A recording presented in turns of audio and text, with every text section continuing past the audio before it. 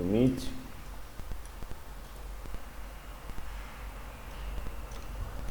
Só aguardar começar a gravação no Meet.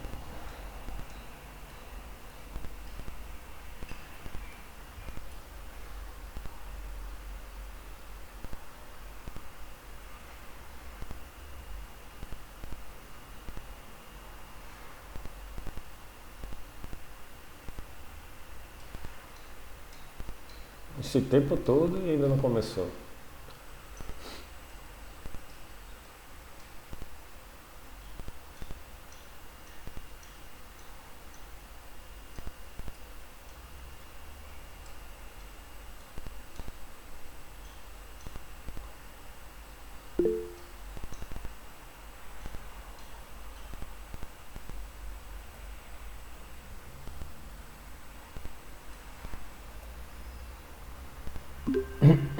Pronto, começou a gravação. Pessoal, hoje nós vamos tratar de qual conjunto de eventos acontece desde o momento em que você digita o endereço do navegador até o momento que a página solicitada aparece na sua tela. Então, o que a gente costuma digitar comumente, o Google aqui, vamos começar pelo .com.br, eu pressiono Enter. Então, qual é o conjunto de eventos que acontece desde o momento que eu digito o endereço e pressiono Enter até a página do Google ser mostrada? Tá? Então é disso que a gente vai tratar hoje. O primeiro evento que acontece, pessoal, é após o usuário digitar www.google.com.br, por exemplo,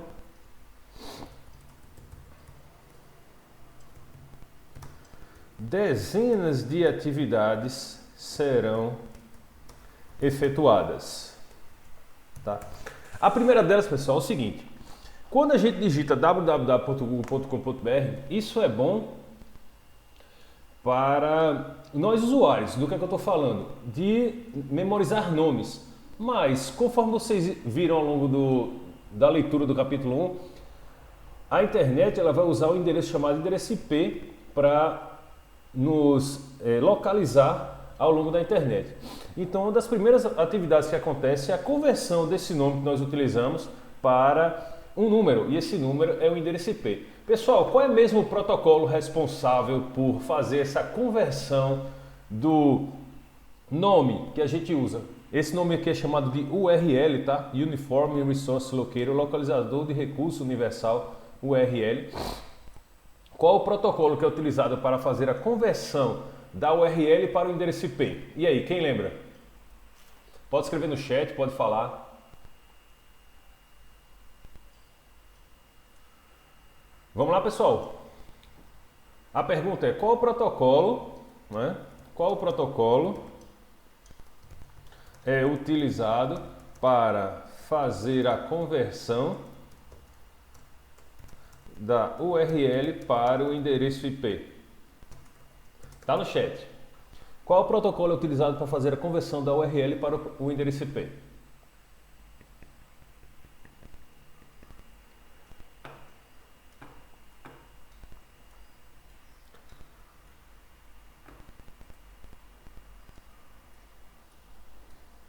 HTTP, NOPS. O HTTP é responsável, o Hypertext Transfer Protocol é responsável por fazer a transferência dos objetos que são transmitidos na web, nessa internet gráfica que a gente conhece dos navegadores. Verdade. Vamos ver. O TCP é um protocolo de camada de transporte, né? Não é a função dele fazer isso. E protocolo DNS, Alex sugeriu, sim, é o DNS, né? Então vamos ver aqui uma informação. P8.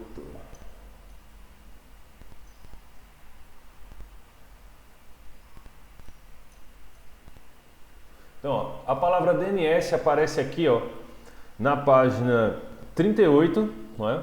Ainda no capítulo 1, aparece onde mais? Na página 42, né? Também.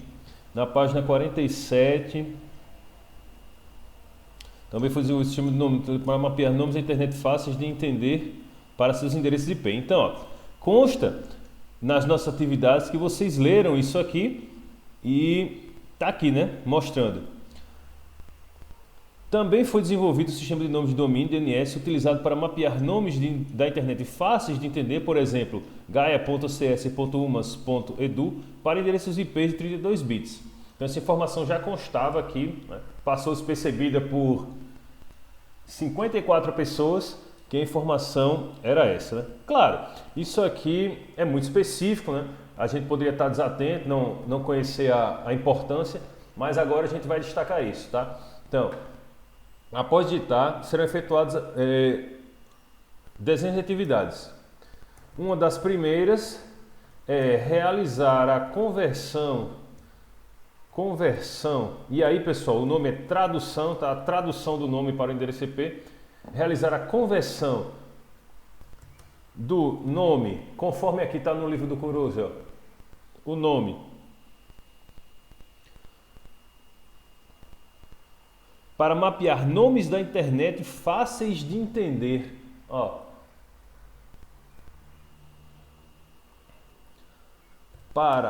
Vou botar a mesma frase, mapear nomes da internet fáceis de, ele bota o verbo entender, né? Fáceis de entender, como por exemplo, www.google.com.br, que é o nosso exemplo, tá? Para seus endereços IP de 32 bits, ok? Então isso pode ser feito de diversas formas, tá? Então essa tradução pode ser feita de forma estática. Então, pessoal, por exemplo, eu uso o Linux. Aqui no Linux a gente tem um arquivo, deixa eu carregar o terminal.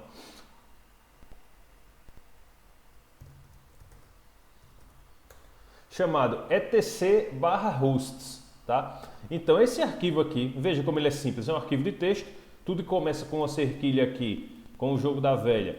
Ele é um comentário, tá? Então, esse arquivo ele diz para mim que se o endereço for 127.0.0.1, o nome fácil, né? Como diz aqui no livro do Kurosu, o nome da internet fácil de entender é o localhost e esse é o endereço correspondente, tá? Também, essa máquina também é chamada de PHD. Era no tempo que eu estava terminando o doutorado, que eu tinha comprado essa máquina, estava sem criatividade e botei o nome dela de PHD, tá? Então, 127.0.1.1 é o PHD. Pessoal, o DNS é uma grande agenda, né? Como você tem agenda telefônica, ninguém atualmente memoriza números de telefone, né? Quem sabe aí mais de 5 números de telefone memorizados? Quem sabe? Bota aí no chat. Quem sabe mais de 5 números de telefone memorizados?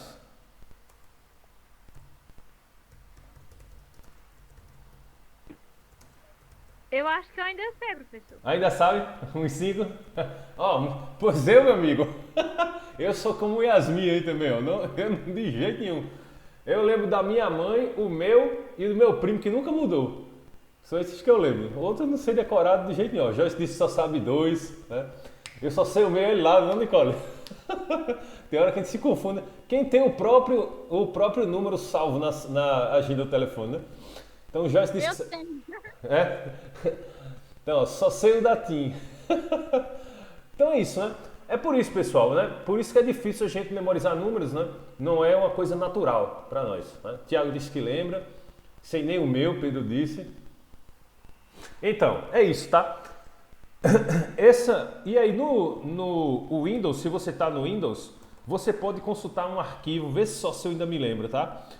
Então, ó, no Windows vai ter C2 pontos barra, acho que é o Windows barra System 32 barra alguma coisa, vai ter lá, barra etc barra hosts. Se você procurar por esse nome aqui no seu sistema do Windows, hosts, você vai encontrar. E nesse arquivo você também pode fazer esse mapeamento, tá?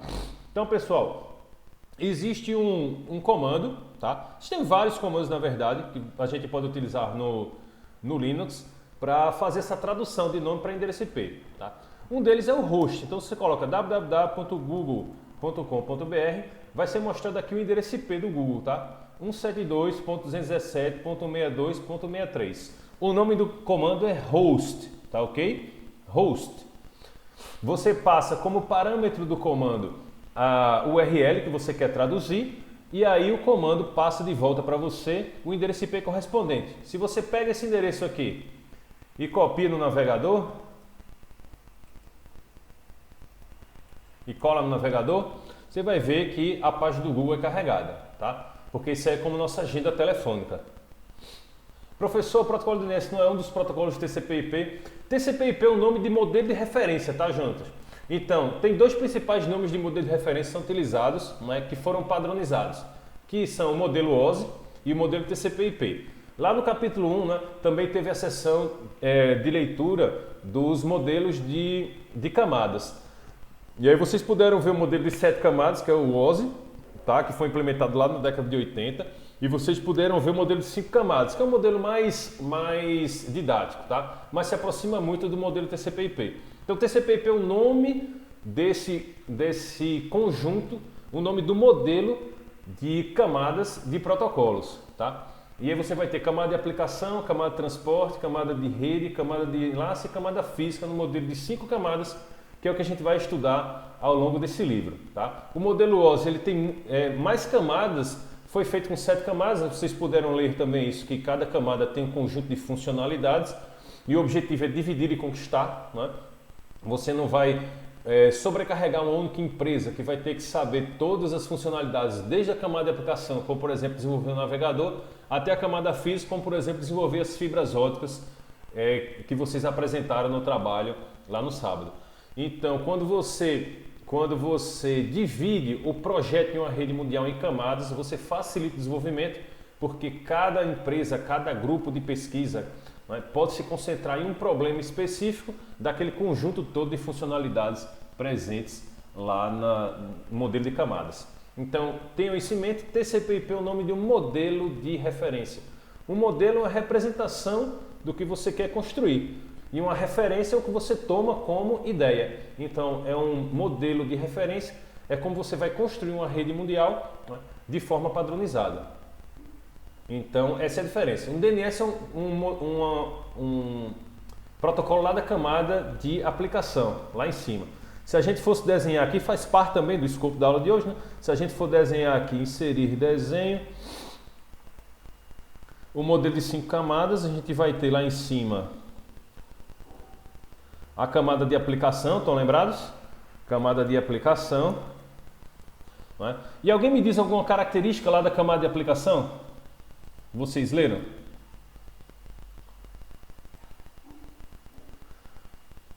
Alguém pode informar alguma característica da camada de aplicação?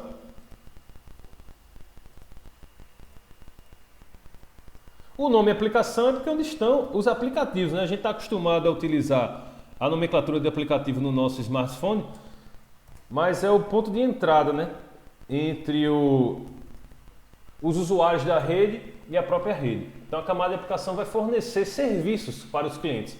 Um dos serviços que a gente usa é esse aqui, né, o HTTP, que é o protocolo, o Hypertext Transfer Protocol, responsável por padronizar toda a forma através da qual a web funciona. E aí quando eu falo web, pessoal, é esse serviço que a gente usa através de navegadores, né?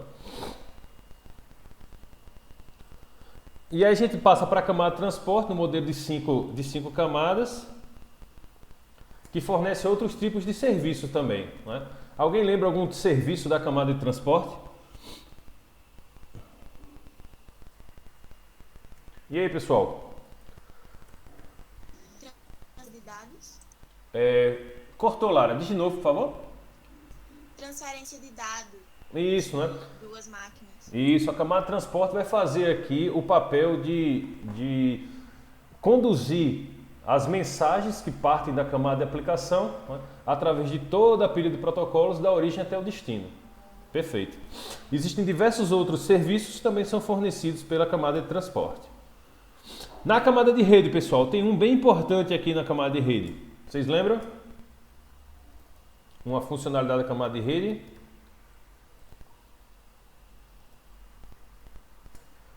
É aqui que reside o endereço IP, né? Então todo o endereçamento lógico da rede passa por aqui. Até o DNS que a gente está citando agora, né? Que faz a conversão do nome, né? Fácil de entender para o endereço IP correspondente, né? Até o DNS usa o próprio endereço IP. Então ele reside aqui na camada de rede, na terceira camada. A camada de enlace, pessoal, uma característica. Alguém lembra?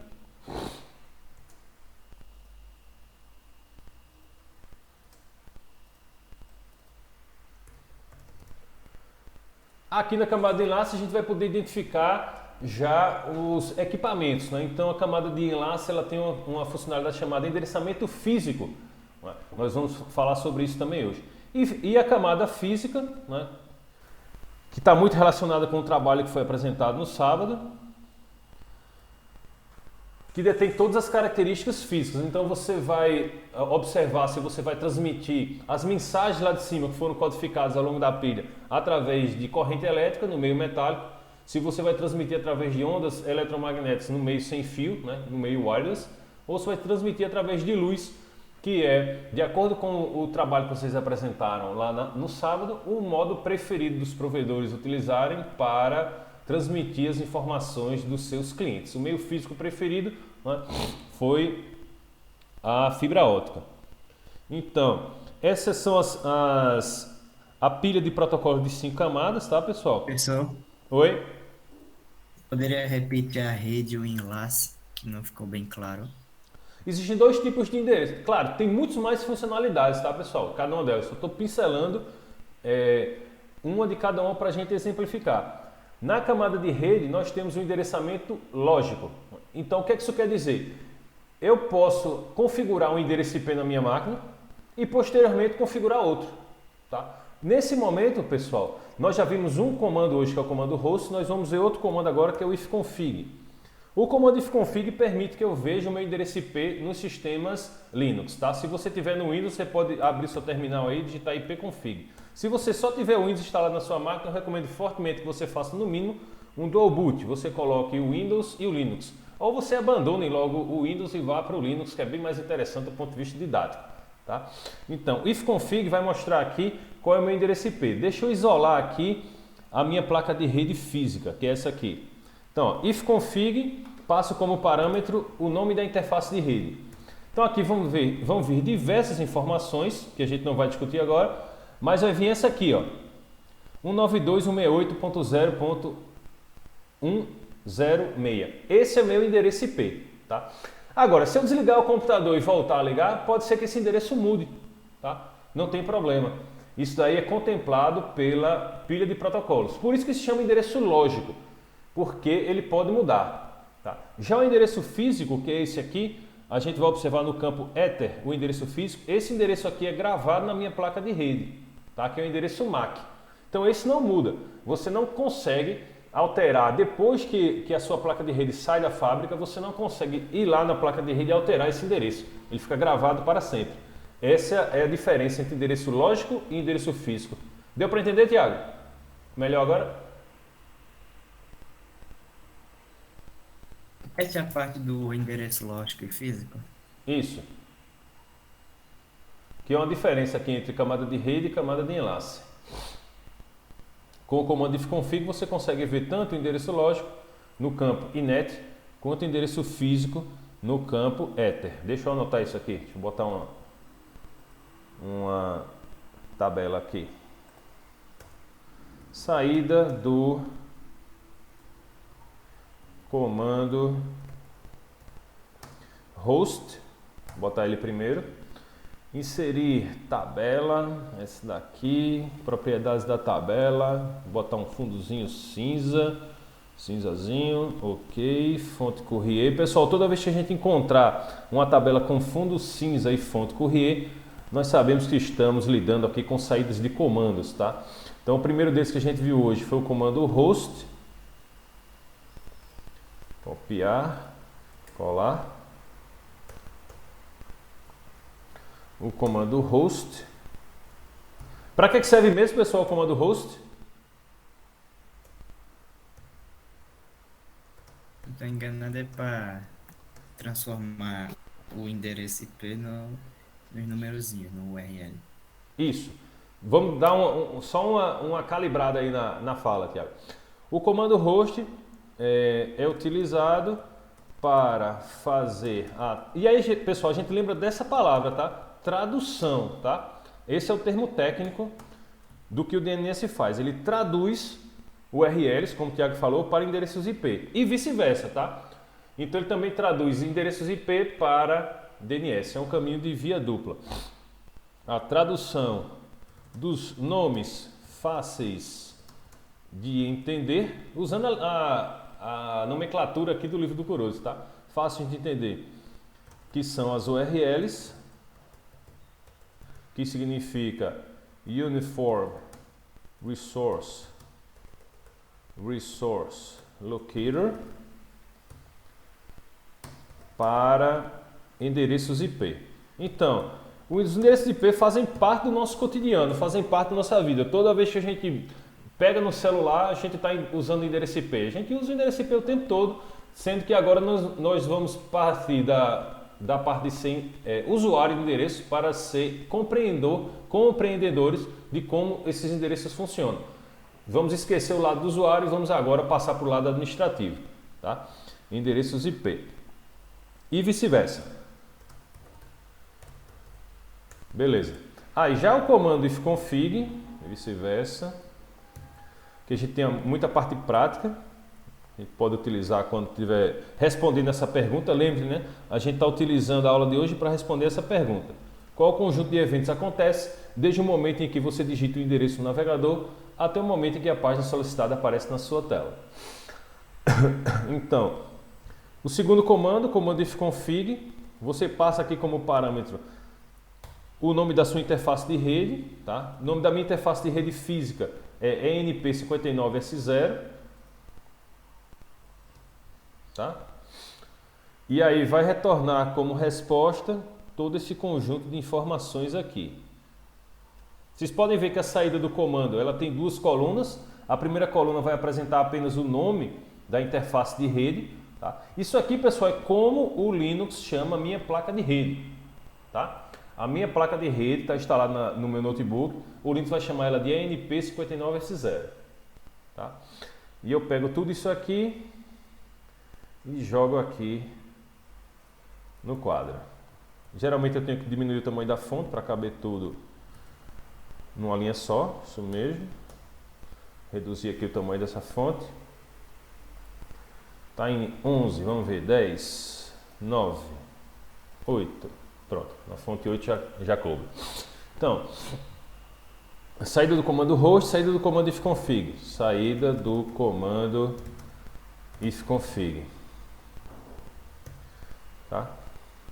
Pessoal, nos sistemas Linux você sempre pode observar qual é a função de um comando utilizando a página manual dele. Então, para você acessar uma página manual em um sistema Linux, você pode colocar man e aí digitar o comando que você deseja. Man de manual ifconfig. Aí está aqui, ó, configura uma interface de rede. É para isso que serve o comando ifconfig, tá? Para configurar uma interface de rede. O que a gente faz nessa configuração? A gente atribui informações de endereçamento, tá? Como o próprio endereço IP. Então, ó, além de fazer a configuração, né? Configura a interface. O comando ifconfig é utilizado. Ifconfig é utilizado para configurar uma interface de rede. Além disso, também pode ser utilizado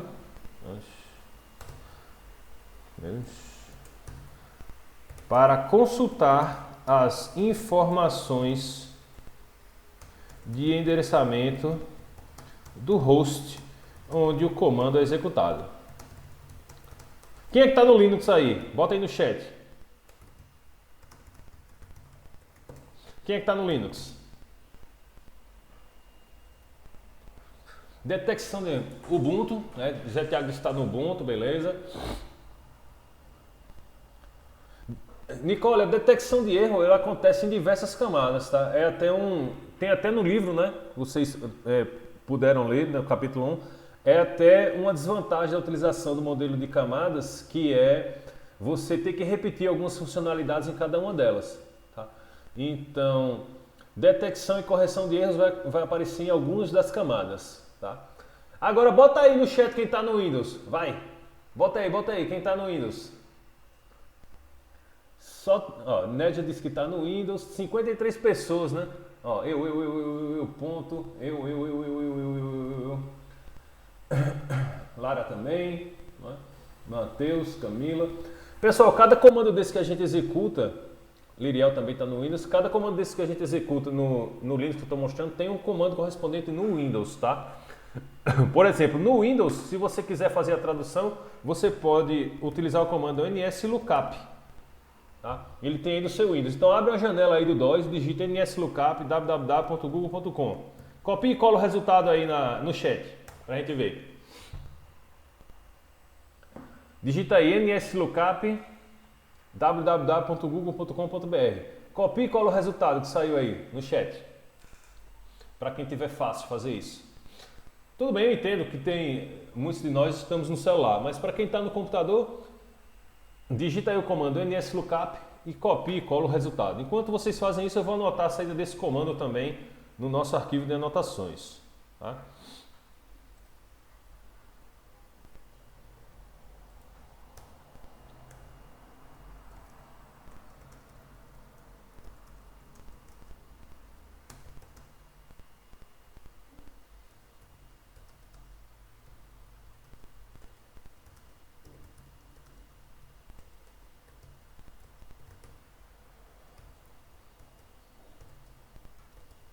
Ó, temos aí algumas saídas, né? Tiago colocou, Zé Tiago também.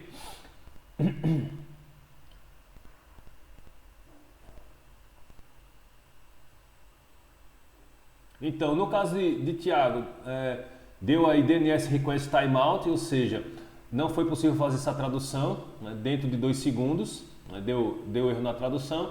E no caso de Zé Tiago, a gente viu aí que o www.google.com.br foi traduzido para 142, 250, 218, 65. Esse é o endereço IP correspondente, tá? Na saída do nslookup. Outro comando que pode ser usado para traduzir o nome fácil de entender URL para o endereço IP correspondente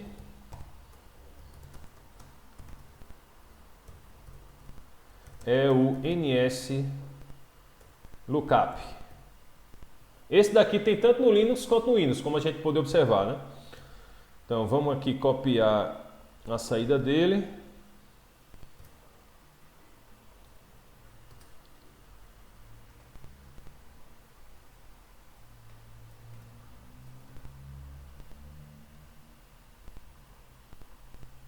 Deixa eu ver. Então tá aqui o comando nslookup. Deixa eu ver. Vai, meu filho, selecione a palavra. Pessoal, esse cifrão aqui, tá? É o cifrão do terminal, não é para ser adotado na hora de você fazer, na hora de você executar, tá? É só para mostrar que esse comando não é privilegiado, tá? Existem comandos que você pode executar que não são privilegiados e comandos que são privilegiados. Então isso mostra que o comando pode ser executado por qualquer usuário que esteja conectado, não requer privilégios, tá? Então lembre disso. O cifrão, observação. O cifrão no início das linhas com comandos exibem apenas que esse comando pode ser executado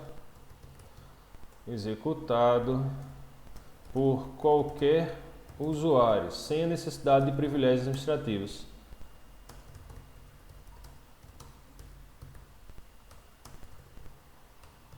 Pessoal, se sua máquina suportar, você pode ao menos fazer a instalação de Ubuntu em uma máquina virtual, tá? Então, se sua máquina tiver aí uns 4 GB de memória RAM, você já consegue colocar um Ubuntu numa máquina virtual para executar sem problema. E aí você consegue executar esses comandos. Para quem está no celular, tá? Existe também um aplicativo que é esse aqui, ó. Vou mostrar aqui para vocês. Ih, nem está instalado nesse celular. Pack Tracer. Como era o nome? Deixa eu ver se eu lembro aqui, tá? Mas é fácil de encontrar. Deixa eu instalar ele aqui para mostrar a vocês. Se vocês já instalam no celular de vocês também.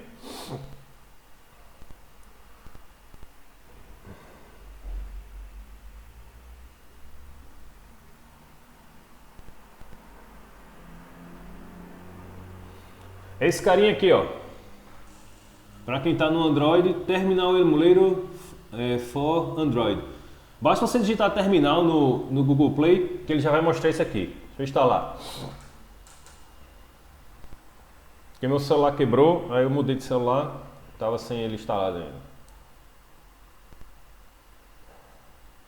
Então, aqui você vai ter no seu terminal uma linha de comando. Tá vendo? Se você digitar o comando aqui ifconfig,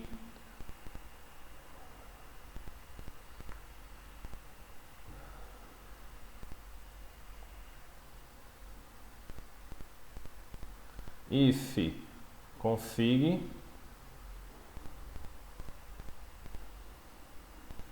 você vai ter um retorno desse, ó. Permission denied, tá vendo aqui no fim? Permission denied, permissão negada. Porque aqui no Android, executar o ifconfig, ele é privilegiado. Então, caramba. Deixa eu ver se eu consigo aqui. Nada feito. Eu vou ter que ver essa versão, porque nessa versão ele sequer está aceitando o sudo, tá? Deixa eu ver. Então toda vez que, até quando eu vou utilizar o sudo, que é o comando para obter privilégios, dá uma bronca, tá? Então instalem o terminal, porque quando eu descobrir aqui como executar o ifconfig, eu posto lá no mural, tá? Então nós vimos aqui, né? Qual o conjunto? A primeira atividade que acontece é fazer a tradução do nome que a gente utilizou para endereço IP. E aí nós vimos que essa tradução pode ser feita de forma estática, quando o próprio administrador da máquina pode configurar esses arquivos aqui, né? O arquivo /etc/hosts no Linux, a configuração estática pode ser feita no arquivo /etc/hosts, tá? No Windows, System32, deixa eu catar aqui no Google, hosts file Windows. Então tá aqui, ó. Faltou só o drives. Quase que eu acertei. Fazia muito tempo que eu não falava desse arquivo. Então aqui a gente vai ver no Windows. No Windows, a configuração estática pode ser feita no arquivo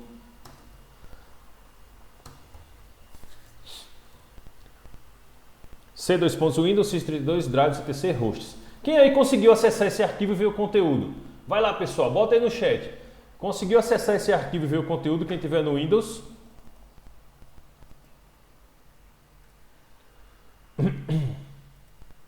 Quem estiver no Windows,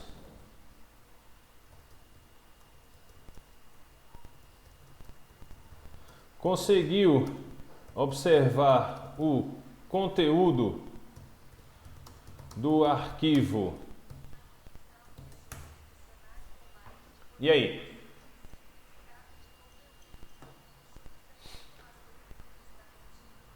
Ctrl B,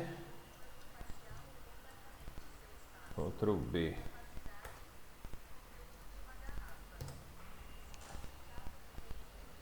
Gustavo disse que sim. Copia e cola o conteúdo dele aí, Gustavo, para a gente ver, por favor. Para a gente ver uma comparação aqui.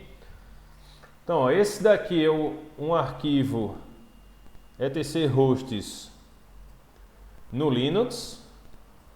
Ó, deixa eu colocar aqui. cat/etc/hosts.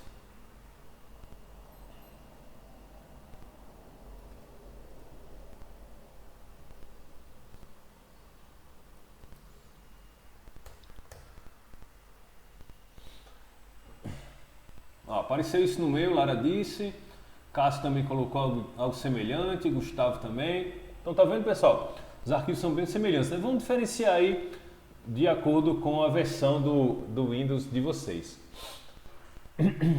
Então, ó, fazendo a tradução rápida aí da última mensagem que foi que o João Vitor colocou, né?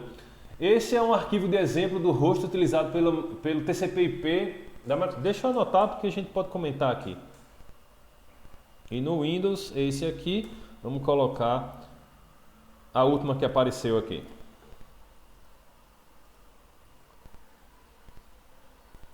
Uou. Copiar. Uou. Ctrl V. Ah, que pena que ficou. Deixa eu. Ctrl Shift V. Pronto. Acho que nem faltou um pedaço aí quando vocês copiaram e colaram, não copia tudo por causa da quantidade de caracteres. Ô João Vitor, vê aí que faltou depois de Lines of Falling D e cola o resto, por favor, pra gente ter um exemplo completo do conteúdo do arquivo.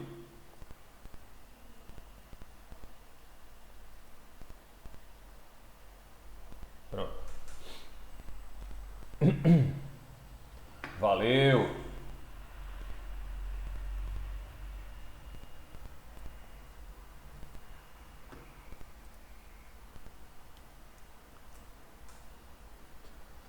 Então, assim como acontece nos sistemas Linux, tudo começa com um serrilho, um jogo da velha na frente, é comentário, tá? Então aqui tem as orientações do preenchimento dadas pela Microsoft. Ó, esse arquivo aqui, ó, foi de 2009, tá vendo? É um arquivo que nem muda.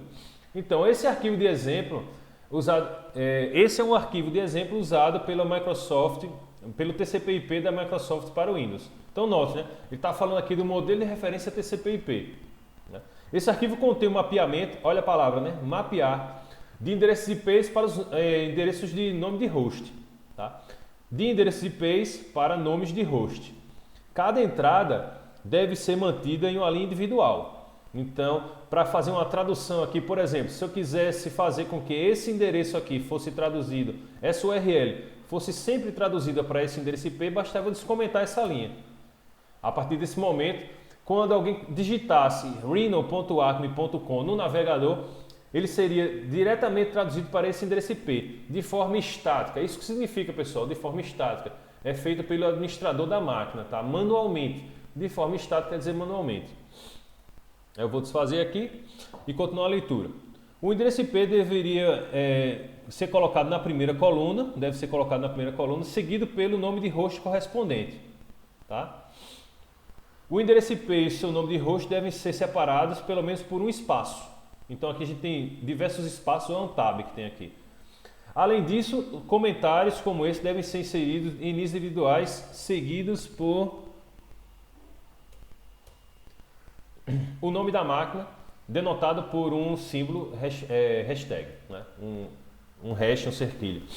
Então, ok, pessoal? A primeira atividade, a gente ainda está na primeira atividade, é fazer a conversão do nome para o endereço IP. E aí, ela pode ser feita de forma estática, como nos exemplos abaixo.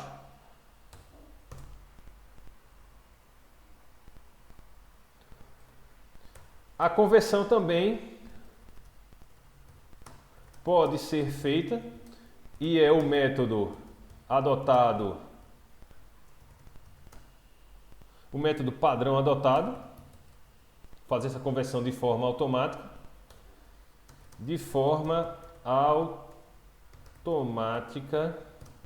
com a utilização do protocolo DNS. Então não é mais para esquecer, pessoal, tá? DNS significa Domain Name Server, tá? E hoje você não esquece mais, daqui para o final da sua vida você não esquece mais quem é responsável por fazer a tradução de nomes fáceis de entender, amigáveis, que são as URLs que a gente usa para os endereços IPs correspondentes, é o protocolo DNS. Então você não esquece mais disso, tá?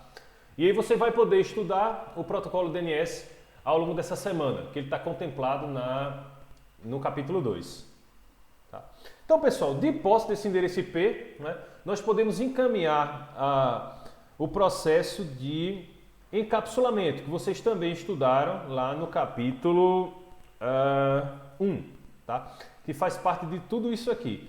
Na camada de aplicação, nós vamos adotar um protocolo, como por exemplo o protocolo HTTP, que a gente utiliza nos navegadores, tá? E aí vamos para a camada de baixo, para a camada de transporte. Então, passou tudo isso aqui. Eu quero agora, comando, nslookup. Pronto, a gente parou aqui. Aí, de posse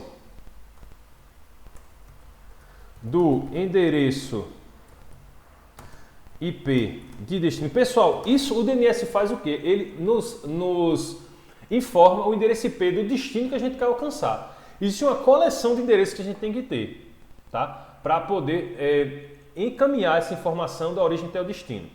De posse do endereço IP de destino, né, existem ainda 3 outros endereços que precisamos para encaminhar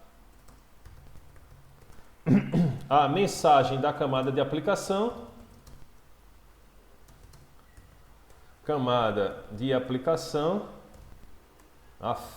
aplicação para o host de destino.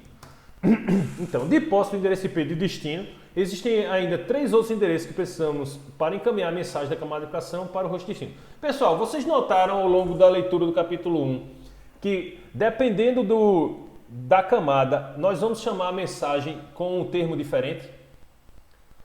Então, na camada de aplicação, a gente chama essa informação de mensagem. Na camada de transporte, o Wendy disse que sim, que notou.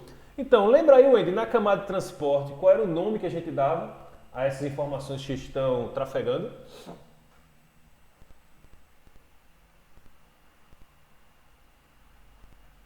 Alguém lembra?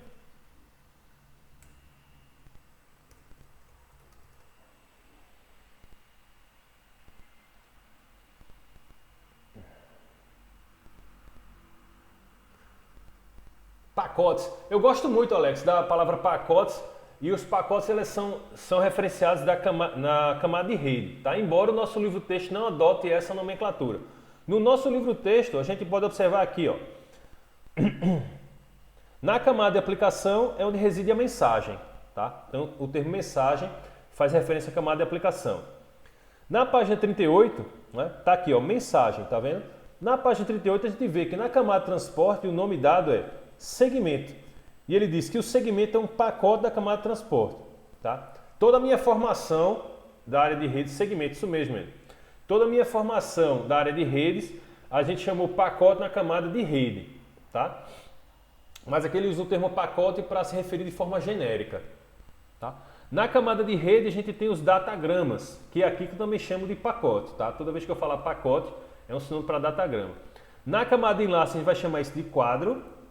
Tá? E na camada física a gente chama isso de sinal. Tá? Aqui ele chama de bits individuais, né? Mas aqui é onde tem a sinalização. Tá? Isso é chamado de Package Data Unit. Tá? Dependendo da camada,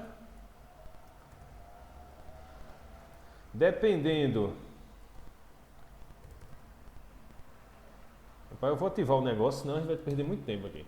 Ferramentas, digitação por voz. Dependendo da camada a qual nos referenciamos, o nome das informações será diferente.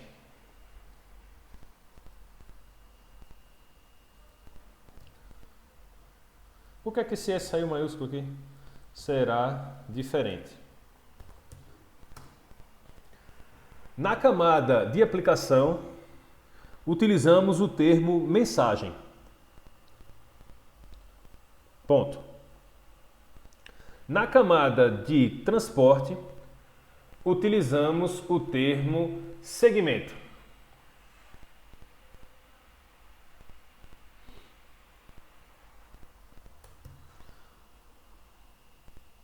Eu devia entender. Eu já desliguei. Devia entender, né? O ponto que eu estou continuando uma frase. Já na camada de rede, utilizamos o termo pacote ou datagrama. Na camada de enlace, utilizamos o termo quadro.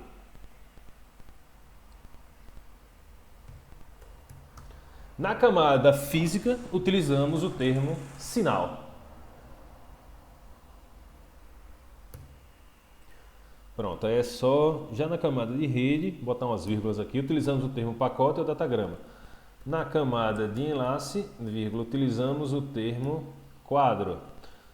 Na camada física, utilizamos o termo sinal. Tá?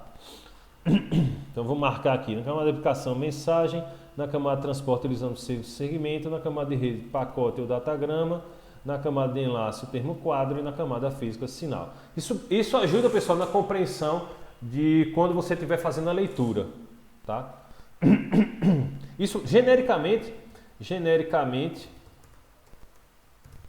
o termo utilizado para identificar a informação em camadas diferentes é o PDU, que é o Package Data Unit, tá? Mais um assim, genericamente. Sim, qual é o problema com genericamente? Tá, geralmente. Não, é genericamente, nada de geralmente. Ignorar. Beleza. Então vamos lá. Voltando aqui, a tradução pode ser feita de forma estática, pode ser feita de forma dinâmica.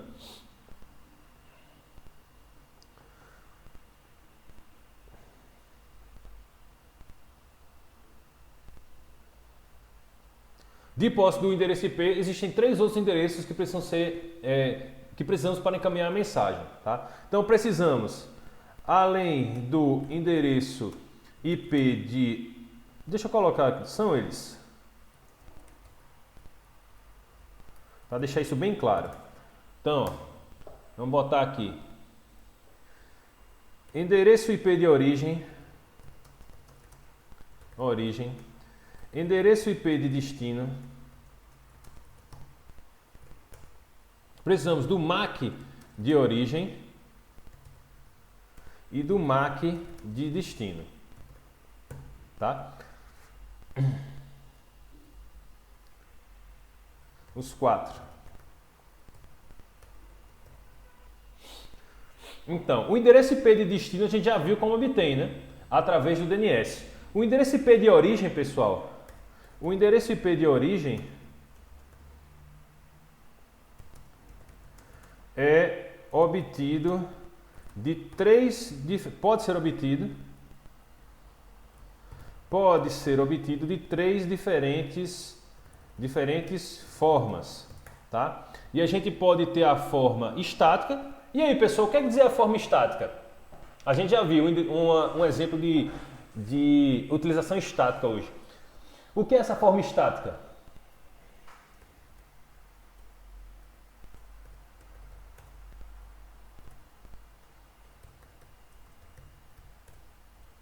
Manual? Isso, boa! Obrigado. A forma estática é a forma manual, né? A forma estática é configurada manualmente pelo administrador do host. Não é? Então, no Linux, pessoal, existe um arquivo. Isso vai diferenciar, tá? Do Gabriel também colocou o manual aqui, beleza? Isso vai diferenciar da distribuição Linux, tá? Não sei se vocês sabem, mas o Linux tem diversos fornecedores. Cada um desses fornecedores é chamado de distribuição. A gente tem o Ubuntu, a gente tem o Fedora, a gente tem o Red Hat, a gente tem o Slackware, a gente tem o Xubuntu, a gente tem diversos distribuidores de Linux, tá? Isso vai variar de acordo com a distribuição. Na nossa distribuição, que a gente usa comumente, que tem instalado nas dependências do IFAL, a gente usa o Ubuntu. E aí no Ubuntu existe um arquivo chamado /etc/network/interfaces, que é esse arquivo aqui que vai ter as configurações estáticas, tá? Então, /etc/network/interfaces. O administrador registra as informações manualmente em um arquivo do sistema operacional. No Ubuntu, esse arquivo é o /etc/network/interfaces, tá? Se você bota esse termo aqui, ó, no Google, joga ali no Google, você vai vir aqui para a configuração. Vamos botar no Ubuntu para ver a configuração, o link para configuração. Manpage, cadê a documentação? Documentation. Network Configuration Ubuntu. Então aqui, pessoal, você vai ter todas as informações. Você pode usar aqui a tradução, né? Você vai ter todas as informações de como fazer essa configuração estática no arquivo /etc/network/interfaces no Ubuntu, tá? Deixa eu ver se eu encontro aqui /etc/network. Nem tem nessa daqui. Já deve, nas versões novas do Ubuntu já deve ter até mudado o nome do arquivo. Tá? Deixa eu ver se eu encontro aqui outro link que vá direto para a documentação. A documentação do Debian serve porque o Ubuntu é um Debian. Ctrl F, Ctrl G. Ó, tá aqui, ó. Então aqui tem todas as instruções de como você montar uma entrada para um host, tá? Se bem que essas aqui já são avançadas. Deixa eu ver se tem outra. Seja mais básica. Pronto. Tá. Pronto, aqui tem a configuração automática e aqui tem a estática. Ó. Então, ó, se você está configurando manualmente alguma coisa como gateway padrão, né? Então você vai ter aqui auto ETH0 e face ETH0 e net static, o endereço, o gateway, tá? Já a gente fala o que é o gateway. Então, auto ETH0, pessoal, significa o nome da interface nessa máquina é ETH0, tá? E aqui auto significa quando essa máquina for ligada, essa interface vai ser ativada. Então, sua máquina está desligada, apertei o botão de power, liguei. O auto ETH0 está dizendo, quando essa máquina for ligada, por padrão, essa interface deve ser inicializada. Lá no Windows você tem aquele gerenciador de dispositivos, né? No gerenciador de dispositivos você consegue habilitar e desabilitar as interfaces de rede. Então, se você tem uma interface de rede cabeada e um wireless, no seu caso, né, e você quer que a interface wireless não seja habilitada, você pode ir lá no gerenciador de dispositivos e desabilitar a interface wireless e deixar apenas a interface cabeada habilitada.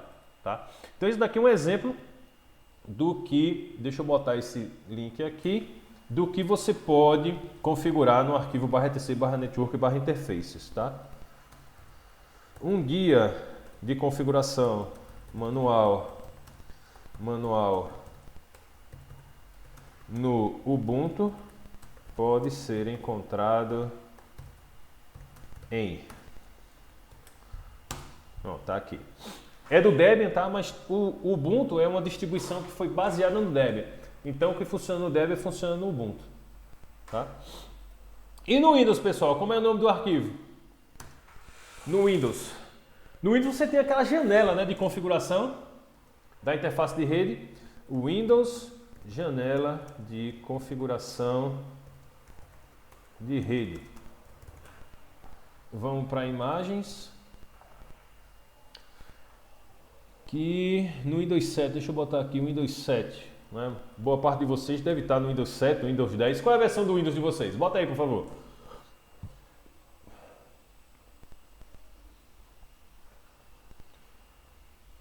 10, 10, 10, 10. Então vamos para o 10. A maioria 10, vamos para o 10. Deixa eu botar aqui propriedades TCP/IP.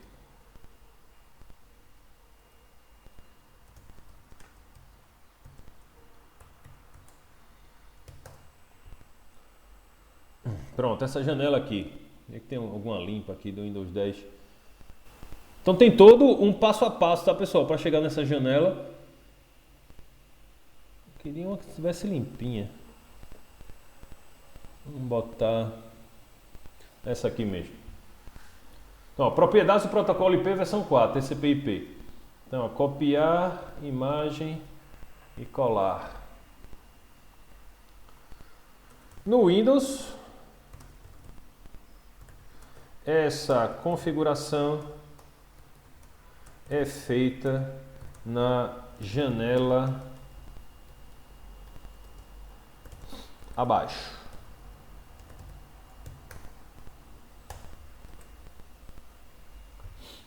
Tá aí, né? Então aqui, ó, usar o seguinte endereço IP. As configurações IP podem ser atribuídas automaticamente se a rede oferecer suporte a esse recurso. Caso contrário, você precisa solicitar ao administrador de redes configurações IP adequadas, tá? Então a gente consegue configurar o endereço IP, usar o seguinte endereço IP. E aí, o que é essa master subrede? O que é esse gateway padrão? São informações dos próximos episódios, tá? Por enquanto a gente está aqui só no endereço IP. É aqui que você configura o endereço IP estaticamente, tá? Então, nós vimos que para obter o endereço IP de destino, o endereço, a gente pode configurar isso estaticamente nos arquivos, né? No Linux, /etc/hosts, no Windows, c2.windows, /system32/drives/etc/hosts. E aí, para obter o endereço IP de origem, né? 3 diferentes formas. Estática, configurada manualmente pelo administrador. A gente viu aqui como configurar estaticamente no Ubuntu e no Windows, tá? E aí pode ser dinâmica. Dinâmica utiliza um protocolo de camada de aplicação para a obtenção das informações. E aí, pessoal, eu vou chamar de forma genérica agora, tá? Informações de configuração de endereçamento, tá?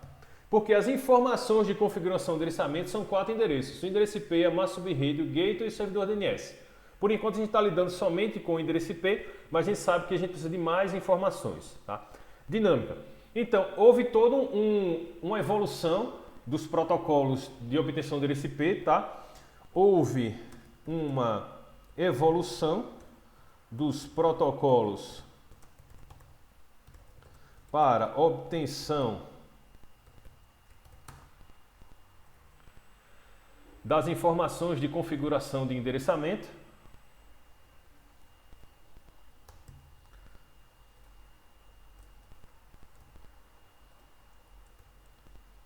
O primeiro deles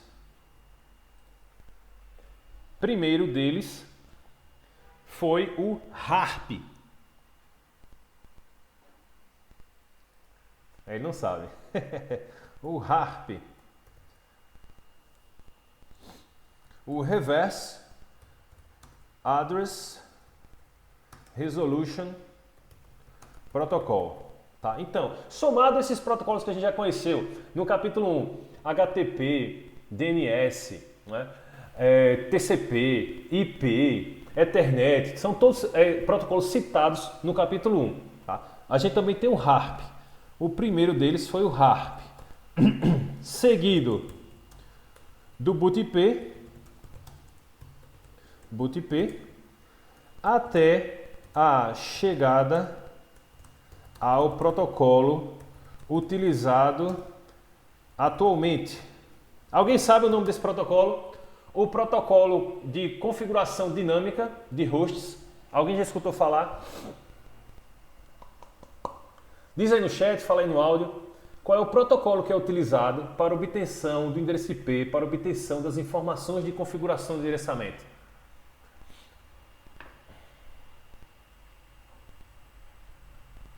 Que é aqui, ó, referenciado, pode ser atribuídos automaticamente. E aí, qual é o nome do protocolo? que é o DHCP. Alguém já escutou falar nele? Isso, Alex, beleza. Alguém mais já tem escutado falar no DHCP? Bota aí, eu.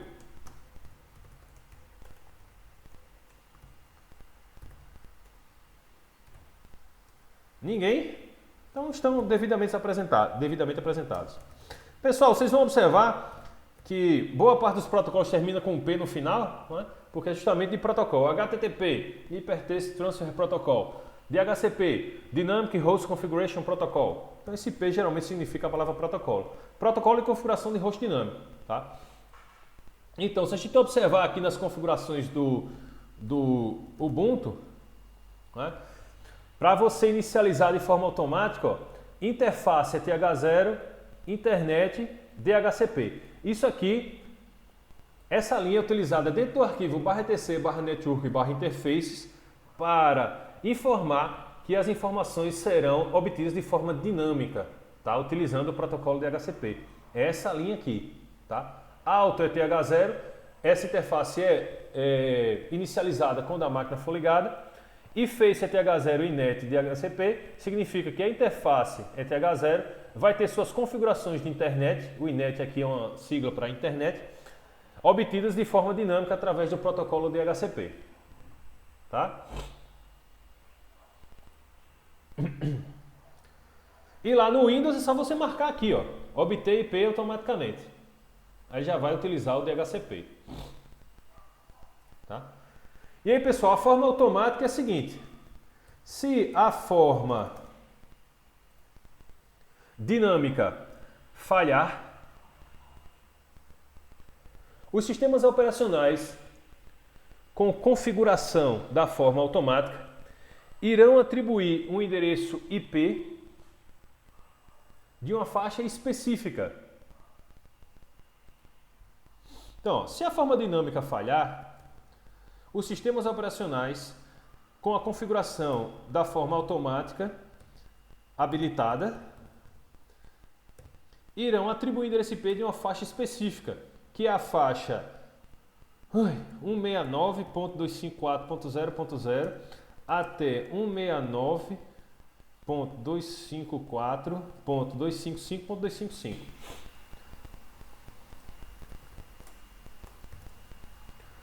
A pipa faixa de endereços. Estou em dúvida, eu vou conferir, tá? 169.254, eu botei certo? 169.254, beleza. E aqui ele tira, né, o endereço de rede e o endereço de broadcast, mas depois a gente trata sobre isso. Então, a pipa, pessoal, significa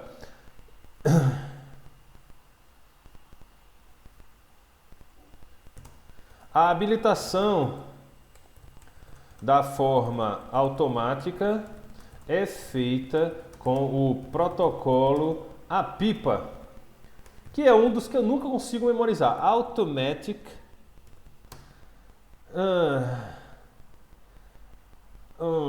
o outro é Association, eu acho. Automatic Private IP Association. Acho que é isso, vamos ver. Automatic Private IP Addressing. Droga, não é Association, é Addressing. Esse daqui eu venho há décadas tentando memorizar o nome e não rola, tá? Addressing. Então, automático. Se a forma dinâmica falhar, os sistemas operacionais com configuração de forma automática habilitada irão atribuir endereço IP de uma faixa específica. A habilitação de forma automática é feita pelo protocolo APIPA. Uma dúvida, dinâmica é feito pelo usuário também. E o dinâmico a gente só instrui o computador a obter dinamicamente. Vê a diferença da estática para a dinâmica. Na estática a gente insere os dígitos do endereço IP. Na dinâmica a gente instrui o nosso host a obter dinamicamente e é ele que configura os dígitos do endereço IP. Tá entendendo aí a diferença? Quando é manual, quando é estática, nós inserimos o endereço IP. Por exemplo, para configurar aqui na minha máquina, eu poderia colocar sudo ifconfig e colocar o endereço IP aqui, ó, 192.168.0.106, que já é o endereço da minha máquina. Eu digitei o endereço IP. quando a gente está com ele dinâmico, a gente recebe essas informações da rede, tá? E a gente vai ter aí no capítulo 4 uma oportunidade de estudar como o DHCP funciona. Pronto, pessoal, isso aqui cobre todas as possibilidades de obtenção do endereço IP de origem. A gente precisa também do MAC de origem, não é verdade? Então, já o MAC de origem,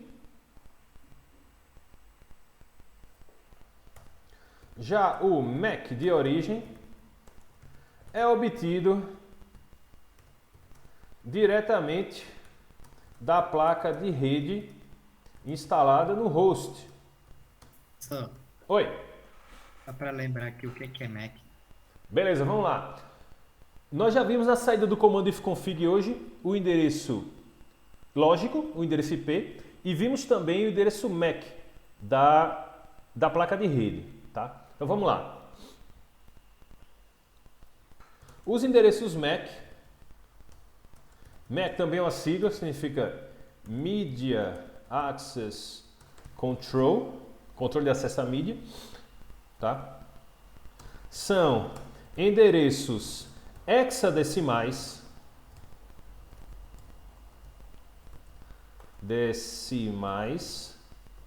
gravados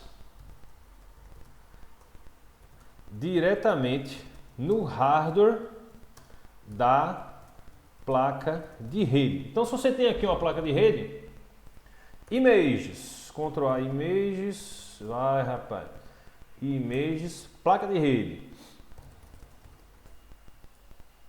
Tá aqui, diversas placas de rede, tá?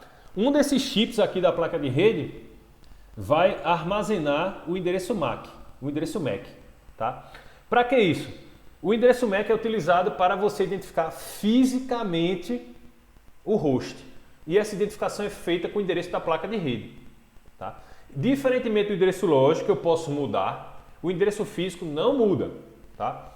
Então é para isso que ele serve, para identificar de forma física o host, através da identificação da placa de rede, tá? Então, já o MAC de origem é obtido diretamente da placa de rede instalada no host. Os endereços MAC são endereços hexadecimais gravados diretamente no hardware da placa de rede. Pessoal, se o endereço é hexadecimal, quais são os dígitos que eu posso utilizar? Bota aí no chat. Se o endereço é hexadecimal, quais dígitos eu posso utilizar na base numérica hexadecimal?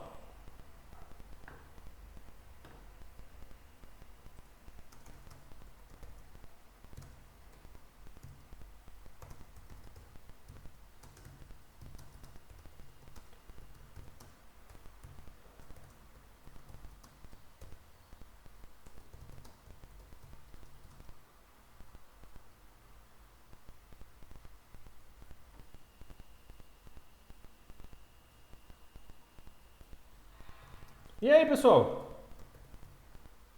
Se a base é hexadecimal, isso. Faltou só o 0 aí, Alex. De 0 a 9 e ABCDF. Né? 0 a 9 e AF. Beleza, é isso mesmo. Né? Consultado através da saída. Obrigado aí pela colaboração do comando. Isso mesmo. Faltou só o 0. Tranquilo. No Linux, o endereço MAC de origem pode ser consultado através da saída. Também pode ser consultado através da saída do comando ifconfig. Tá? Da mesma forma que a gente destacou, deixa eu destacar o endereço IP lá da saída do comando ifconfig, quando a gente utilizou ele a primeira vez na aula de hoje. Cadê, rapaz? Cadê? Tá embaixo. Estou escrevendo, mas tá embaixo. Tá aqui, ó. Esse é o endereço IP, tá? E esse daqui é o endereço MAC. Então vou marcar aqui o endereço IP de azul.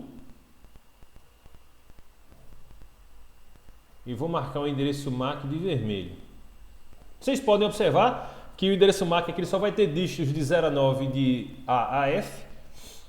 E a sintaxe da escrita aqui no Linux, ele separa de 2 em 2 dígitos hexadecimais com o 2 pontos. Tá? Vocês vão ver que lá no Windows, na saída do comando ipconfig/all, vou botar aqui ó, no chat, ipconfig/all, você vai poder observar o endereço MAC do seu computador. Bota aí, pessoal, digita aí no terminal do seu prompt de comandos do Windows o comando ipconfig/o e veja aí o que tem na saída no campo endereço físico. Acho que é esse o nome que é utilizado lá no Windows. Endereço físico. Joga aí o MAC de vocês.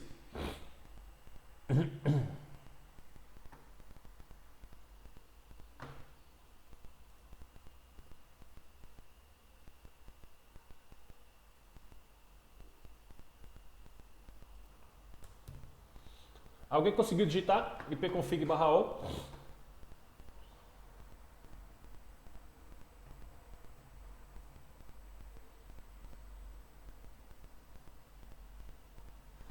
Até agora nenhuma saída aqui no chat. Vamos lá, pessoal. Vamos cooperar. ipconfig/o no terminal de comandos de vocês.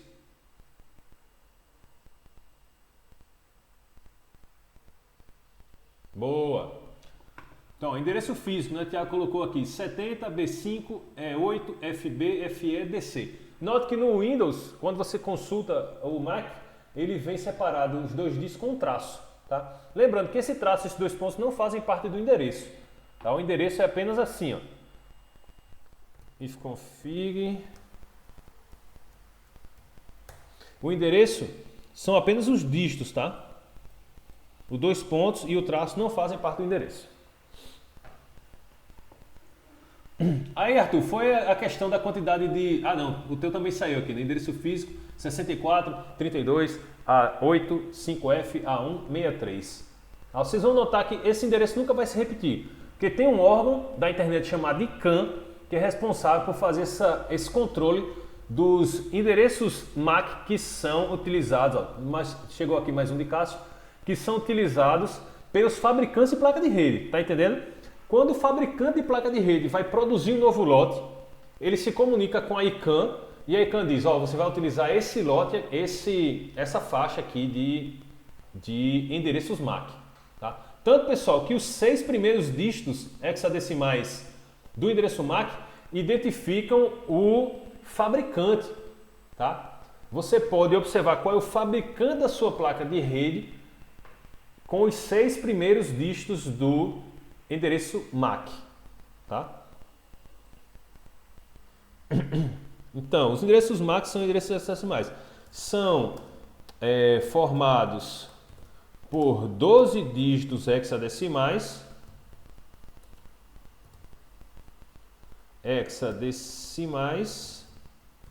nos quais os 6 primeiros dígitos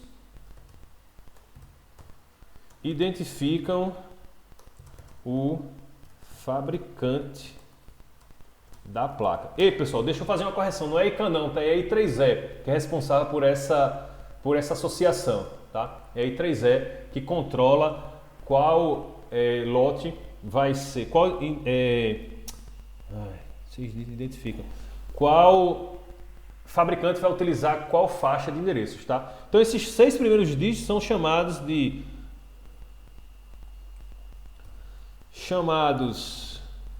de OUI, Organization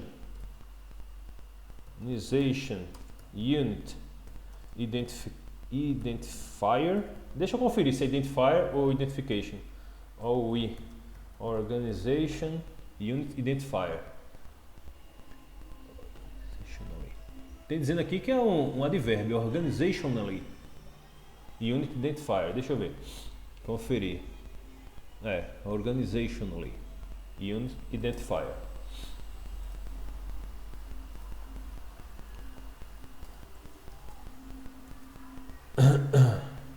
Então veja, quantas informações, né, existem no nosso computador, existem nessa teoria que a gente estuda, né, identificam o fabricante da placa de rede. Então a gente já viu endereço IP de origem, endereço IP de destino, MAC de origem e falta o MAC de destino. Já o MAC de destino é obtido através do protocolo ARP, o Address Resolution protocolo. Beleza, pessoal? Esses 4 endereços a gente precisa para começo da conversa. No processo todo de encapsulamento, a gente precisa desses 4 endereços. Então, nós vimos como obter o endereço IP de origem, tem 3 formas, né? Estático, dinâmico e automático. O endereço IP de destino teve uma evolução dos protocolos, começou com HARP, depois com BootIP e atualmente é o DHCP. Tá? O MAC de origem é obtido diretamente da nossa placa de rede e o MAC destino através da utilização do protocolo ARP, o Address Resolution Protocol. Tá? Isso daí, pessoal, dá pano para manga para a gente continuar aqui preenchendo essa imagem com os cabeçalhos, né? Então vocês viram no capítulo 1 o processo de encapsulamento em que cada uma dessas camadas adiciona cabeçalhos. É ou não é verdade, pessoal? Viram ou não viram isso lá no capítulo 1? Fala aí no chat.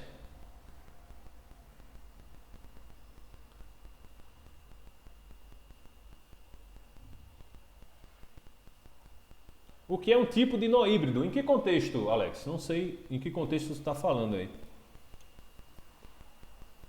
Pô, cadê a bordazinha do negócio?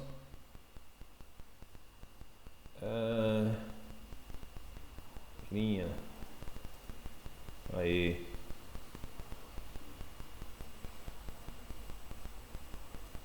Isso aqui é um... Vou pegar assim, C, Ctrl V, botar para cá. Tipo de nó híbrido. Sufixo DNS, desktop, híbrido. Não sei que nomenclatura é essa não que o Windows usa do híbrido. Roteamento IP. Realmente não sei do que significa. Mas isso aí a gente descobre ligeiro, né? Não tem muito problema. Se não for híbrido, apareceu outra coisa que não fosse híbrido aí, pessoal, na saída de vocês? Ou todo mundo apareceu híbrido? Porque se a gente tiver um exemplo contrário, a gente já consegue ter uma ideia. Pessoal, não é verdade que consta que a gente estudou encapsulamento no capítulo 1, ó, encapsulamento. Aqui, ó, a gente tem a observação de que cada uma das camadas coloca informações, não é? É como se você fosse colocar um envelope dentro do outro e tem um contexto bem legal aí no livro do Curus que vocês leram, tá? Uma pessoa que está no departamento de uma empresa e vai mandar uma encomenda para uma pessoa que está em outro departamento de outra cidade. Então ela preenche nos protocolos internos, né, do departamento da empresa, depois ser encaminhado pelo sistema de correio, né, aqui no Brasil os Correios também vão colocar outro tipo de endereço, né, tanto de origem quanto de destino. Então, pessoal, dependendo aqui de qual camada você se encontra, você vai colocar cabeçalhos diferentes. Tá? Pessoal, no capítulo 1, quais foram os protocolos de camada de transporte que vocês tiveram conhecimento? No capítulo 1, quais os protocolos de camada de transporte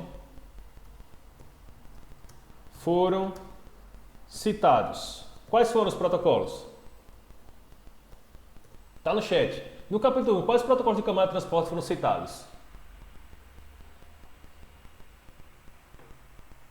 Vou mostrar aqui para vocês, ó.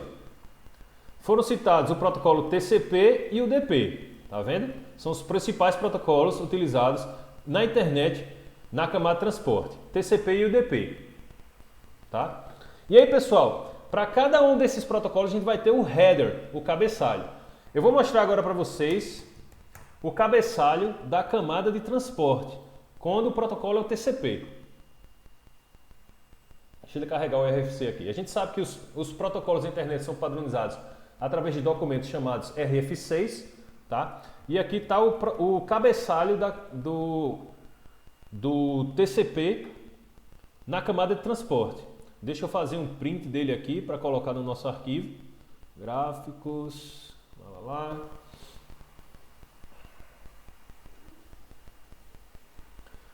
Arquivo, criar, captura de tela. Então, pessoal, esse daqui é o formato do cabeçalho do TCP. Vou colocar aqui no nosso arquivo de anotações.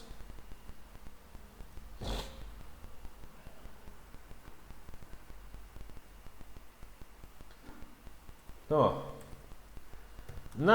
no encapsulamento da camada de transporte, com o TCP sendo o protocolo escolhido pela aplicação, o seguinte cabeçalho é adicionado. Então tá aí o cabeçalho do TCP. Então vocês vão notar aqui, pessoal, que tem Source Port, Destination Port. Alguém aí leu no capítulo 1 para que servem esses números de porta, porta de origem e porta de destino? E aí, pessoal, alguém leu para que serve esse porta de origem e porta de destino? Isso daqui, pessoal, é o preenchimento das informações do cabeçalho quando o TCP é utilizado, tá? Não consegui chegar nessa parte, Thiago disse que não chegou, né? Então, quando o TCP é utilizado, a gente tem o porta de origem e porta de destino. A porta de origem serve para identificar qual é a aplicação que quer essas informações quando elas chegarem de volta. Lembra que isso aqui é o conjunto de passos que a gente está executando, desde digitar a URL no navegador até que a página seja exibida no nosso navegador, tá? Então, pessoal, o que é que faz? Vê só, quando eu peço aqui a página do Google, o que é que faz ela ser mostrada nessa aba ao invés de ser mostrada nessa daqui, por exemplo, ou nessa? Pessoal, cada aba dessa aqui é associada a uma porta de origem, tá? A porta de origem vai identificar qual programa vai receber aqueles dados, né, quando eles voltarem, ou qual programa vai receber os dados no destino. É para isso que servem as portas, tá? Então aqui, ó, nessa imagem a gente tem o lado cliente, ó. A gente tem o lado cliente está aqui. Quem está solicitando ativamente as informações é o cliente. E do outro lado, pessoal, a gente tem o quê? O lado a gente tem o cliente e do outro lado a gente tem o quê?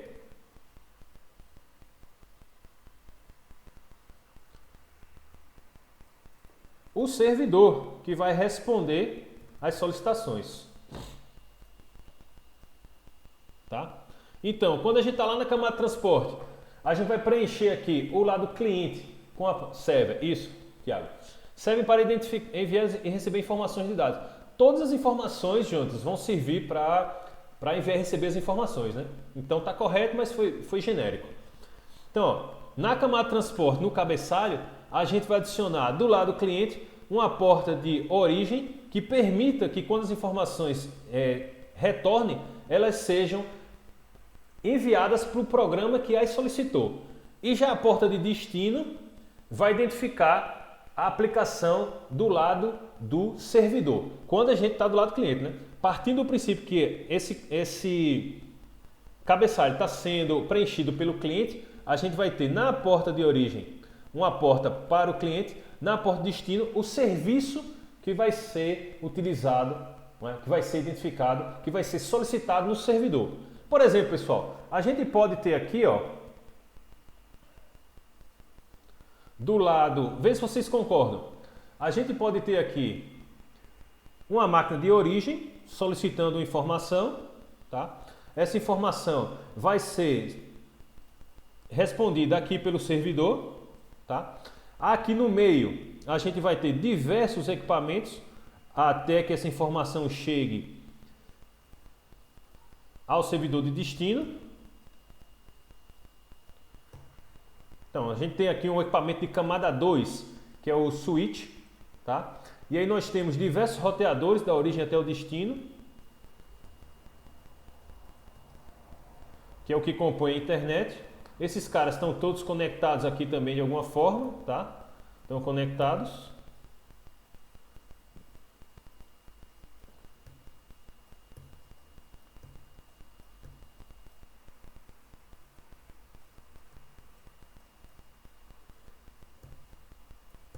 Pronto, tem diversos roteadores aqui, até que essa informação chegue. E eu fui e digitei no meu navegador www.google.com.br, né? E aí, pessoal, aqui no Google, vê se vocês concordam. Do lado aqui do Google, ele tem tanto o sistema de busca, né, que é o próprio Google, quanto o Gmail, que é um sistema de e-mail. Vocês concordam com isso? No servidor aqui do Google, ele vai ter pode ter tanto um sistema de busca, quanto um servidor de e-mail. Não é verdade? Sim. Sim. Então, o que vai identificar, eu faço solicitação aqui para o Google, tá? Mas se eu fizesse o envio do e-mail, como é que o Google vai diferenciar que o cliente ele quer fazer uma busca ou ele quer enviar um e-mail? É através da porta de destino, tá? Então, quando eu estou descendo aqui, encapsulando no cliente, encapsulei na camada de transporte, então a porta de destino foi preenchida com o número do serviço oferecido lá pelo servidor. Pessoal, pasmem, no Linux a gente tem um arquivo que identifica cada serviço ao número de porta. É o arquivo etc/services, tá? Então aqui, ó, quando eu quero enviar informação para a web, HTTP, a porta que eu uso é 80. Então, o sistema operacional vai preencher esse campo aqui com o valor 80. Tá? Se eu quisesse enviar um e-mail é com o protocolo SMTP. SMTP, a porta é 25. Então, o sistema operacional iria preencher esse valor de porta com o 25. Tá? Para que quando a informação chegasse no destino, ela soubesse para qual programa encaminhar a solicitação. Pessoal, quando o que a gente está utilizando é o HTTP, né? É o HTTP, Ctrl C, Ctrl V. Quando o que a gente está utilizando é o HTTP, a porta é 80, como nós vimos no arquivo /etc/services, e o programa mais utilizado como servidor web é o Apache. Se a gente fosse enviar um e-mail por SMTP na porta 25, o nome do programa mais utilizado para envio de e-mail é o SendMail. Então, pessoal, como a gente utiliza do lado do cliente o navegador web, não é? A gente vai utilizar aqui o Chrome. Vê se você entende. O Chrome. O Chrome é um cliente HTTP. É através dele que eu acesso o protocolo HTTP para solicitar informações web. O Apache é um servidor HTTP. É o programa que eu instalo na minha máquina, do meu servidor, para responder às solicitações do cliente. Tá? Então a gente tem a arquitetura cliente-servidor com o nome do programa cliente, que é o Chrome, o navegador web, e o nome do o nome do programa servidor, que é o Apache. Tá? Então é o Apache que vai receber essas informações quando elas são enviadas na porta 80. E aí, pessoal, se o protocolo na camada de transporte fosse o UDP, esse seria o cabeçalho. Ó. Olha como o cabeçalho do UDP é simples. Tá vendo? É só isso. Porque o UDP é um protocolo simples da camada de transporte. O UDP não fornece nenhuma funcionalidade. O TCP não. Vocês viram ao longo da leitura do capítulo 1 que ele oferece confiabilidade, não é? Tem o controle de congestionamento, tem diversas funcionalidades que são oferecidas pelo TCP. Mas pelo UDP não. O UDP ele é simples e não oferece nenhuma dessas funcionalidades, não é, requeridas ou avançadas por aplicações. Então deixa eu fazer uma captura de tela também do cabeçalho do TCP, ou melhor, do UDP, tá aqui. Então esse daqui é o formato do cabeçalho UDP.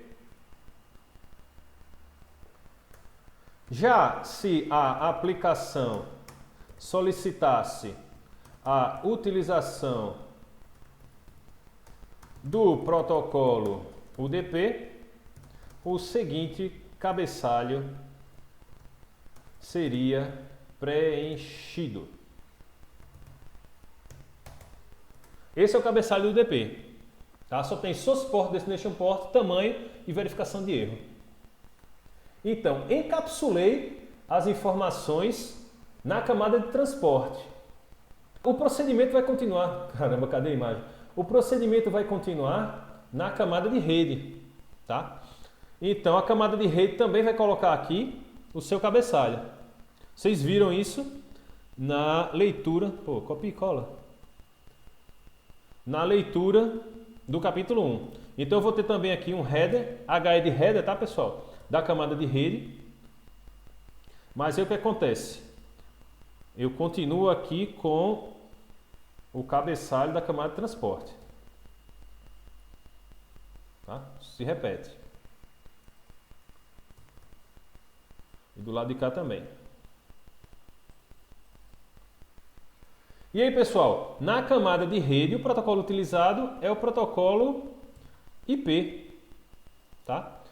Para finalizar a aula, vamos dar uma olhada no cabeçalho do protocolo IP, que eu já passei há um tempo, né? De rede.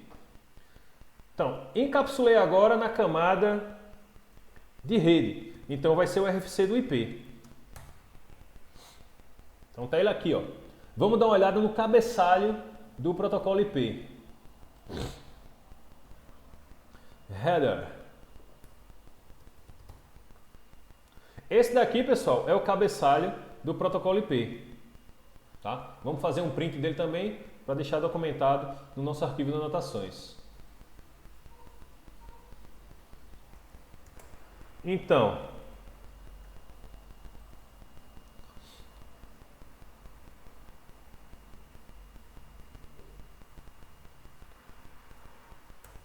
após o encapsulamento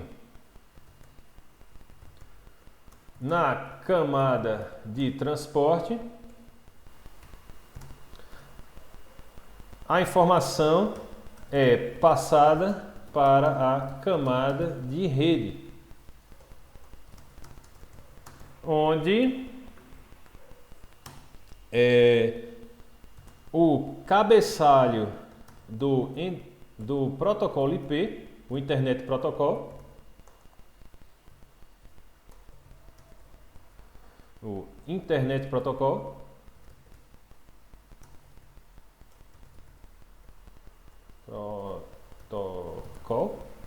é preenchido. Tá aqui o cabeçalho. Pessoal, nota aqui, ó, source address, destination address. Lembra que a gente precisava de 4 endereços para poder encaminhar as informações numa rede TCP/IP? A gente precisa do endereço IP de origem e do endereço IP de destino. É por isso que a gente precisa deles. Sem essas informações, o cabeçalho do protocolo IP não pode ser preenchido corretamente. Tá? Então a gente vai ter aqui, ó, endereço IP de origem, endereço IP de destino. Note que a largura desse rapaz aqui são 32 bits, ó, do 0 ao 31, caracterizando o endereço IP como endereço de 32 bits. Tá? Claro, outras funcionalidades são fornecidas através dos outros campos do cabeçalho. Pessoal, a gente combina com essa frase. As funcionalidades das camadas são oferecidas através dos campos do cabeçalho do protocolo daquela camada.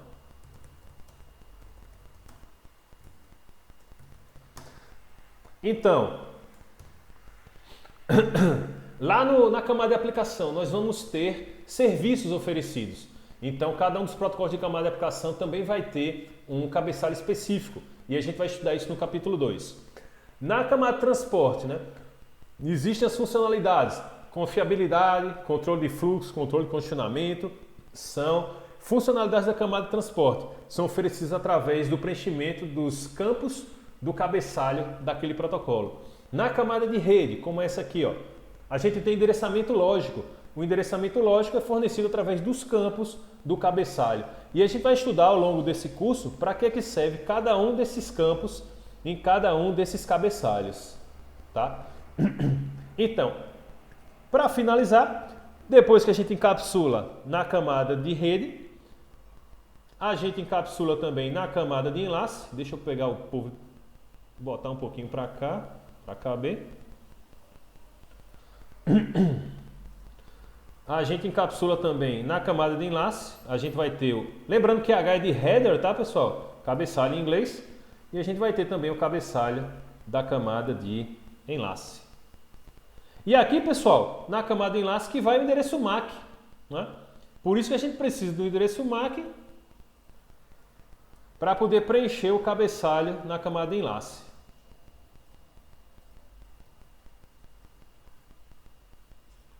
Isso vira sinal na camada física, onde os bits são codificados, seja em corrente elétrica, seja em onda eletromagnética, seja por luz, né, nos respectivos modos metálico, wireless e fibra, e vai ser encaminhado até o lado cliente, até o lado servidor. Então, vê, pessoal, resumindo, solicitei www.google.com, cheguei na camada de transporte, preenchi porta de origem e porta de destino. Porta de destino vai identificar qual é o serviço do outro lado. Se o serviço é HTTP, como é no caso, eu preencho com a porta 80, no endereço no campo porta de destino do protocolo TCP. Chegou na camada de rede, eu preencho com o endereço IP de origem e endereço IP de destino. Chegou na camada de enlace, eu preencho com o endereço MAC de origem e endereço MAC de destino. Isso vira sinal na camada física e é transportado através do meio devido, como por exemplo o meio metálico nesse exemplo. Tá? Quando chega lá do lado físico, o que acontece? Aquela sinalização toda volta a ser digitalizada e é passado para a placa de rede. Quando chega aqui na camada de enlace, o que a placa de rede vai fazer? Ela vai dizer, o endereço MAC de destino é igual ao meu? Não é? Ou seja, essa informação é para mim, é para essa máquina, para isso que eu vou utilizar o MAC de destino. Isso é que nem entregar uma correspondência, pessoal. Quando o carteiro sai, ele sai procurando o número da casa, no endereço correspondente, do CEP correspondente, na cidade correspondente. Note que é todo um conjunto de informações encapsulados também. Então, se o endereço MAC de destino for igual ao da máquina de destino, ou seja, essa máquina aqui ela vai ter um endereço MAC, essa daqui. A gente pode representar aqui como 000102 AA BB CC. Quando chega a informação aqui no servidor, na camada de enlace, ele vai dizer, o endereço MAC de destino é igual ao meu? Se for, eu passo a informação para a camada de cima. Retiro esse cabeçalho, passo a informação para a camada de cima. Quando chega na camada de rede, esse cara aqui tem um endereço IP. A gente consegue observar qual é esse endereço IP através da saída do comando host www.google.com.br. Esse é o endereço IP aqui, ó. Então, a máquina vai dizer, o endereço IP aqui é igual ao meu? Se for igual, ele vai desencapsular e mandar para a camada de transporte. Quando chega na camada de transporte, ele vai dizer, o que é que tem preenchido no endereço, no campo porta de destino? É 80? Se for, eu mando para o Apache. É 25? Se for, eu mando para o SendMail. Como era 80, a gente digitou no navegador, o que é que acontece? O Google vai encapsular. Olha que interessante, ó. Encapsular esse arquivo HTML aqui, ó, HTML, encapsular esse arquivo HTML e vai fazer todo o sentido contrário. Pessoal, isso aqui é o arquivo HTML da página. Então, como foi identificado que é a página, o servidor vai encapsular na camada de transporte, vai encapsular na camada de rede, vai encapsular na camada de enlace, vai transformar esse sinal e vai mandar de volta para o cliente através de todo o caminho de volta. É só isso. É só um pedaço do que acontece, tá? Para responder a essa pergunta que foi do tema da aula de hoje, não é? Olha só quanta informação, né? Qual o conjunto de eventos acontece desde o momento que você digita o endereço do navegador até o momento que a página é solicitada na sua tela. O DNS vai pegar para você o endereço IP do destino, né? Seja qual for o método que esteja configurado na sua máquina, você vai obter o seu endereço IP de origem. O endereço MAC de origem está na sua placa de rede. O endereço MAC de destino é obtido através do protocolo ARP. Tá? Tudo isso é encapsulado nos campos e essas informações são trocadas através da internet. É isso. Deixa eu parar aqui a gravação.